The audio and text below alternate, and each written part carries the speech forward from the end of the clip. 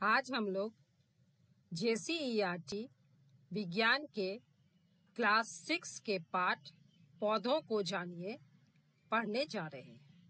यह इस पाठ का दूसरा वीडियो है।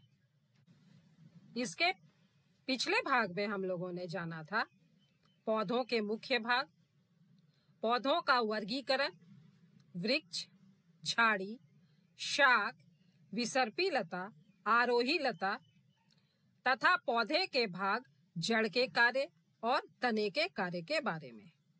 इस भाग में हम लोग जानेंगे पत्ती, पत्ती की संरचना, पत्ती में शिरा विन्यास, शिरा विन्यास तथा जड़ के बीच में संबंध, पुष्प, पुष्प के विभिन्न भाग तथा उसके कार्य के बारे में। तो चलो बच्चों, हम लोग पत्ती से शुरू करते हैं। पत्ती, लीफ, पत्ती का वह भाग जिसके द्वारा वह तने से जुड़ी हुई होती है। यहाँ देखो, यह पत्ती, यहाँ जहाँ पर वह डाली से तने से जुड़ी है उसे कहते हैं पर्ण आधार, एक्सिल। पत्ती का जो यह हरा चपटा भाग होता है इसे कहते हैं पर्ण फलक, ब्लेड। पर्ण फलक और पर्ण आधार के बीच में जो यह डंठल नुमा भाग है, इस डंठल नुमा भाग को कहा जाता है पर्णवृत्त, पिटियोल।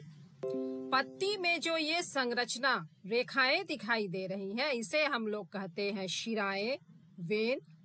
और बीच में यह जो मोटी शिरा है इसको कहते हैं मध्य शिरा, मिड रिब। तो पत्ती के मुख्य भाग जहां से वह तने से जुड़ी होती है उसे कहते हैं पर्णाधार। चपटा हरा भाग को कहते हैं पर्णफलक। पर्णफलक और पर्ण आधार के बीच जो डंठल नुमा भाग होता है उसे कहते हैं पिटियोल। पत्ती में जो रेखाएं जैसी संरचना दिखती है उसे कहते हैं शिरा, और बीच में जो मोटी शिरा होती है उसे कहते हैं मध्य शिरा।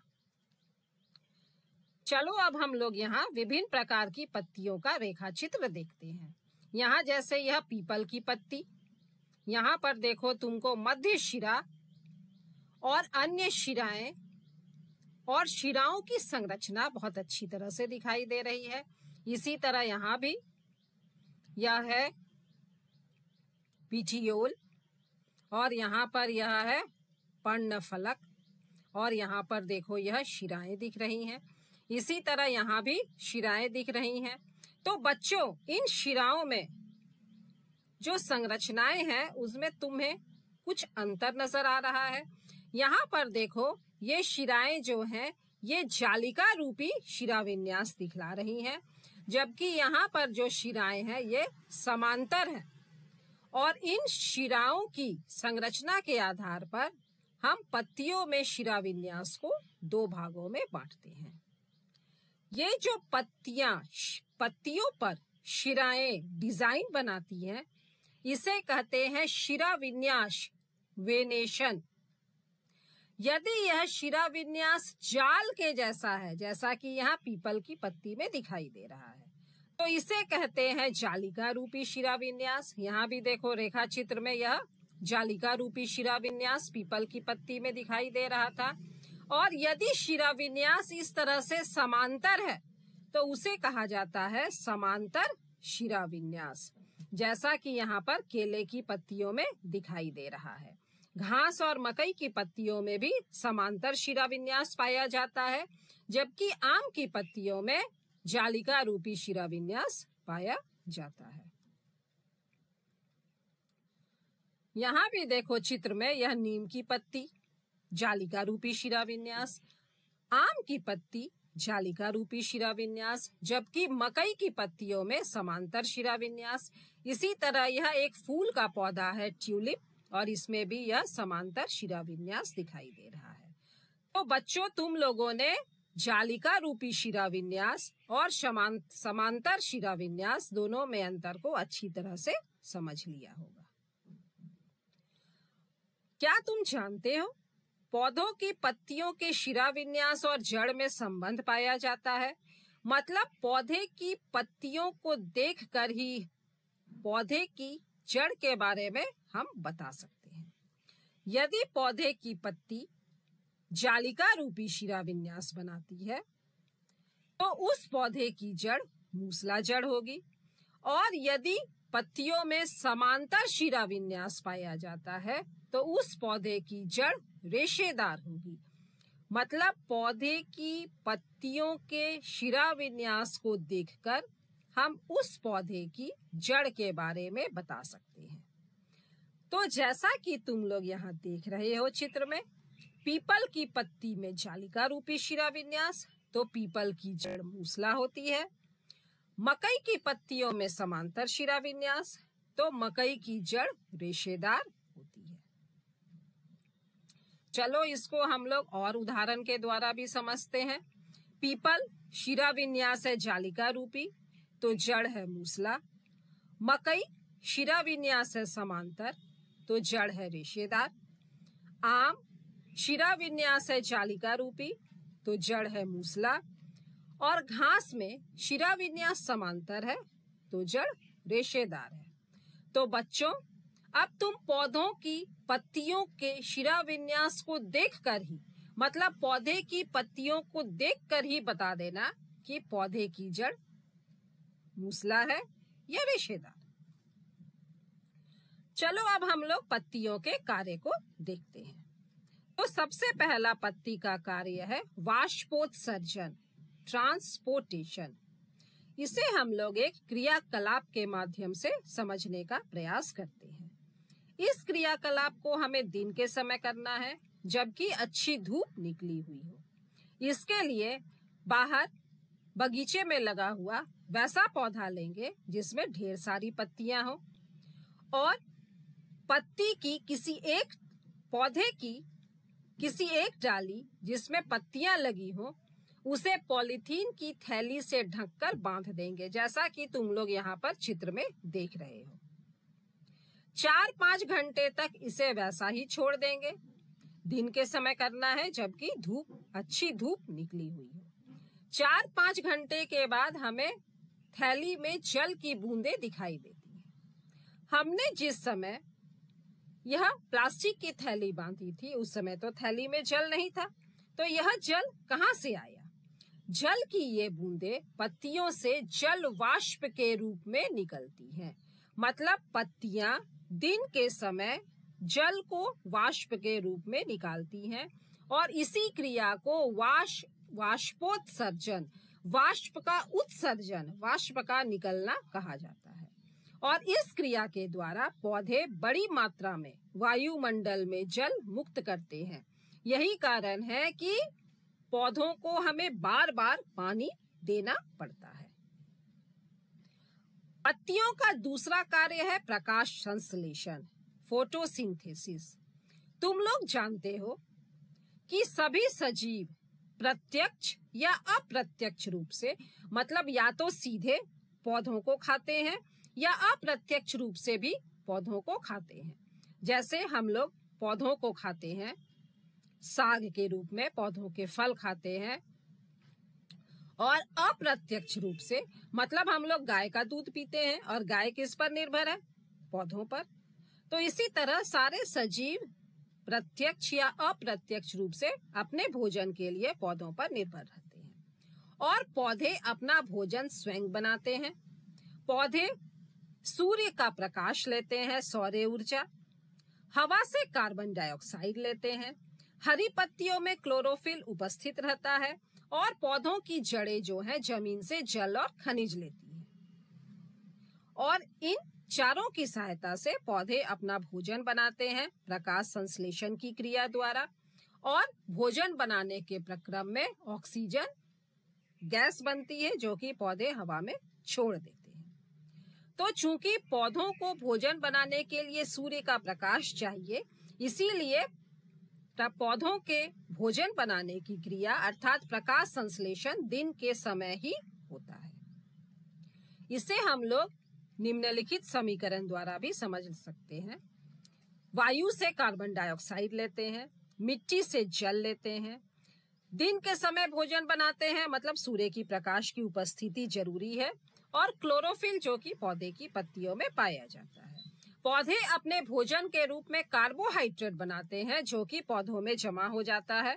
जैसा कि इसके पहले वाले भाग में तुम लोगों ने देखा था, गाजर पौधों में संचित भोज्य पदार्थ है। आलू, प्याज, ये सब पौधों में संचित भोज्य पदार्थ है। तो यह कार्बोहाइड्रेट के रूप में होता है और इस क्रिया में ऑक्सीजन गैस निकलती है जो कि पौधे हवा में छोड़ देते हैं। यहाँ देखो समीकरण 6CO2 + 12H2O सूर्य का प्रकाश और क्लोरोफिल की उपस्थिति में। C6H12O6 यह कार्बोहाइड्रेट का सूत्र है। O2 ऑक्सीजन गैस बन रही है और साथ में कुछ मात्रा में पानी भी बनता है जिसे पौधे वाष्पोत्सर्जन की क्रिया द्वारा वायुमंडल में निष्कासित कर देते हैं। तो प्रकाश संश्लेषण में ऑक्सीजन गैस ही मुक्त होती है। इसे जानने के लिए हम लोग एक प्रयोग करते हैं। एक बीकर लिए, इस तरह से एक बीकर लेते हैं, उसमें पानी भर देते हैं और एक जलीय पौधा जैसे कि हाइड्रीला, उसे हम लोग बीकर में रख दिए। पौधे के ऊपर कीप, तेल भरने की कीप देखे हो, इस तरह से शंकु के आकार की। तो पौधे के ऊपर मतलब हाइड्रीला के ऊपर एक कीप को हम लोग इस तरह से उलट कर रख दिए। अब पानी से भरी हुई परख नली को इस प्रकार से कीप के ऊपर रखते हैं कि उसमें हवा प्रवेश नहीं कर सके और यह जो पूरा हम लोगों का उपकरण को 4 से 5 घंटे हम लोग धूप में रख देंगे। तो हम देखेंगे कि जलीय पौधों से गैस के बुलबुले निकलकर परख नली की पेंदी में जमा हो रहे हैं। फलस्वरूप पानी का तल नीचे की ओर खिसक रहा है। जैसा कि यहाँ पर देख रहे हो, पहले पानी परख नली में ऊपर तक भरा हुआ था, लेकिन प्रकाश संश्लेषण की क्रिया में जब ऑक्सीजन गैस निकलनी शुरू हुई तो यह परख नली के ऊपर में जाकर के जमा होनी शुरू हो गई और पानी का तल जो है यह नीचे की ओर खिसकना शुरू हो जाता है। अब गैस से भरी हुई परख नली के मुंह को अंगूठे से बंद कर बाहर निकाल लेंगे। जलती हुई तीली या अगरबत्ती को जब हम इस परख नली के मुंह के पास ले जाते हैं तो तीली या अगरबत्ती की लौ तेज हो जाती है। इससे हम लोगों को पता चलता है कि परख नली में ऑक्सीजन गैस है जो प्रकाश संश्लेषण की क्रिया में बाहर निकल रही है। हरी पत्ती में मंड कार्बोहाइड्रेट होता है। जैसा कि हम लोगों ने अभी जाना कि प्रकाश संश्लेषण की क्रिया में जो भोजन बनता है कार्बोहाइड्रेट, तो हरी पत्ती में कार्बोहाइड्रेट होता है। इसे जानने के लिए भी हम लोग एक क्रियाकलाप करते हैं। एक परख नली में हरी पत्ती लेंगे और परख नली में इतनी स्प्रिट डालेंगे कि हरी पत्ती उसमें पूरी तरह से डूब जाए। अब इस स्प्रिट से भरी हुई परख नली को हम लोग इस तरह से जल से भरे हुए बीकर में रखते हैं और बीकर को गर्म करना शुरू करते हैं। यहाँ पर बच्चों यह ध्यान रखना है कि जो स्प्रिट से भरी हुई परख नली है उसे हम लोगों को सीधे आग के ऊपर नहीं रखना है, क्योंकि स्प्रिट जो है वह ज्वलनशील पदार्थ होता है और बहुत ही जल्दी आग पकड़ लेता है। इसीलिए हम लोग स्प्रिट से भरी हुई परख नली को जल से भरे हुए बीकर में रखते हैं और तब बीकर को आग पर गर्म करना शुरू करते हैं। हमें इतनी देर तक गर्म करना है कि पत्ती का हरा रंग पूरी तरह से निकल जाए, मतलब हरी पत्ती जो है वह रंगहीन हो जाए। अब पत्ती को परख नली से निकाल करके सावधानी पूर्वक हम लोग पानी से धोएंगे। उसे एक प्लेट में रखेंगे और प्लेट में आयोडीन विलयन की कुछ बूंदें डालेंगे। हम लोग देखेंगे कि पत्ती का रंग नीला या बैंगनी पड़ जाता है। हम लोगों ने देखा था कि कार्बोहाइड्रेट में जब आयोडीन विलयन डाला जाता है तो वह नीला या बैंगनी रंग का हो जाता है। तो इससे हम लोगों को पता चलता है कि हरी पत्ती में मंड कार्बोहाइड्रेट उपस्थित होता है। अब पत्तियों के कार्य, पहला हम लोगों ने देखा कि पत्तियां वाष्पोत्सर्जन की क्रिया द्वारा जल वाष्प को वायु में निष्कासित करती हैं। दूसरा, पत्तियां प्रकाश संश्लेषण की क्रिया द्वारा भोजन बनाती हैं और वायुमंडल में ऑक्सीजन गैस विमुक्त करती है। तो पत्तियों के जो फलक था, पर्ण फलक, इसमें असंख्य छिद्र पाए जाते हैं जिन्हें हम लोग कहते हैं स्टोमेटा, और यही स्टोमेटा खुलते हैं और बंद होते हैं। तो जब यह खुलते हैं तो इनसे ऑक्सीजन गैस और पानी बाहर निकलता है और कार्बन डाइऑक्साइड गैस अंदर जाती है। यहाँ यह भी बच्चों तुम लोगों को ध्यान रखना है कि पौधे भी श्वसन क्रिया करते हैं। जिस तरह से हम लोग अपनी नाक के द्वारा ऑक्सीजन गैस अंदर लेते हैं और कार्बन डाइऑक्साइड गैस बाहर निकालते हैं, उसी तरह पत्तियां जो है यह पौधे की नाक का कार्य करती हैं। ये भी अपने स्टोमेटा द्वारा ऑक्सीजन गैस अंदर लेती है और कार्बन डाइऑक्साइड गैस बाहर निकालती है। श्वसन क्रिया में और प्रकाश संश्लेषण की क्रिया में यह स्टोमेटा कार्बन डाइऑक्साइड गैस अंदर लेता है और ऑक्सीजन और जल को बाहर निकालता है। अब यहाँ पर बच्चों चित्र में तुम लोग दो तरह के पौधे देख रहे हो। एक पौधे में फूल लगे हैं जबकि दूसरा बिना फूलों वाला पौधा है। तो बच्चों बताओ तुम्हें कौन सा पौधा सुंदर लग रहा है? फूलों वाला पौधा, क्योंकि फूल जो है पुष्प पौधे का सबसे आकर्षक और महत्वपूर्ण भाग होता है। फूलों से ही फल बनते हैं, फल के अंदर बीज होते हैं और उसी बीज से नए पौधों का जन्म होता है। यहाँ पर देखो विभिन्न तरह के फूलों को देख रहे हो, कितने रंग बिरंगे फूल हैं। फूलों के रंग अलग अलग होते हैं, फूलों में पंखुड़ियां अलग अलग प्रकार की होती हैं। तुम लोग बच्चों जानोगे, जैसा कि तुम लोग गेंदे का फूल, सूरजमुखी का फूल या गुलदाउदी का फूल कह देते हो, वास्तव में यह फूल नहीं है बल्कि पुष्प गुच्छ है, फूलों का गुच्छा है। तो गेंदा, सूरजमुखी या गुलदाउदी पुष्प नहीं होके पुष्प गुच्छ है। चलो अब हम लोग पुष्प के विभिन्न भागों को देखते हैं। पुष्प का बाहरी भाग जो कि फूल को बंद करके रखता है, इसे हम लोग कहते हैं बाह्य दल या सेपल। यह सामान्यतः फूलों में हरे रंग का होता है। फूलों की पंखुड़ियां पेटल्स जो कि अलग अलग रंगों की होती हैं। फूल में इस तरह से जो संरचना है इसे हम लोग कहते हैं पुंकेसर और यहाँ अंदर में होता है स्त्री केसर। तो पुंकेसर पुष्प का नर भाग है और स्त्री केसर पुष्प का मादा भाग होता है। तो यहाँ पर देखो, यह हरा भाग बाह्य दल, पंखुड़ी, यह हो गया पुंकेसर और यह बीच में हो गया स्त्री केसर। तो पुष्प के मुख्यतः चार भाग होते हैं: बाह्य दल सेपल, पंखुड़ी पेटल, पुंकेसर एंड्रोशियम और स्त्री केसर गाइनेशियम।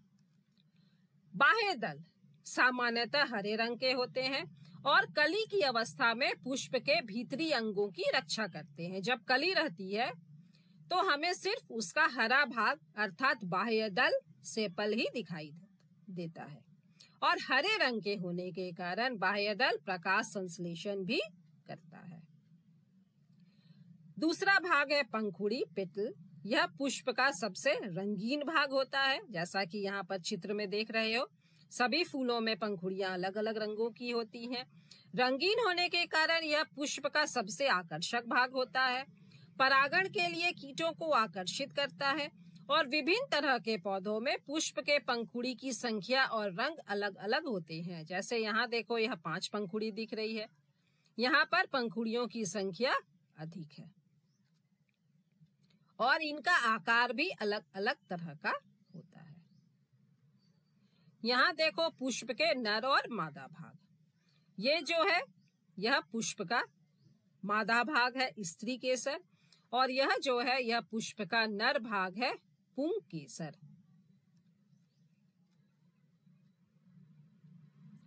पुष्प के भीतर धागे जैसी रचना पुंकेसर कहलाती है। यह पुष्प का नर भाग है।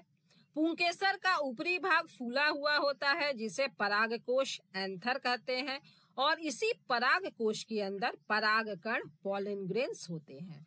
परागकोश के नीचे का भाग तंतु फिलामेंट कहलाता है, जैसा कि यहाँ भी तुम लोग चित्र में देख रहे हो। यह है पुंकेसर और यह था परागकोश जो ऊपर में यह फूला भाग है और यह था तंतु फिलामेंट।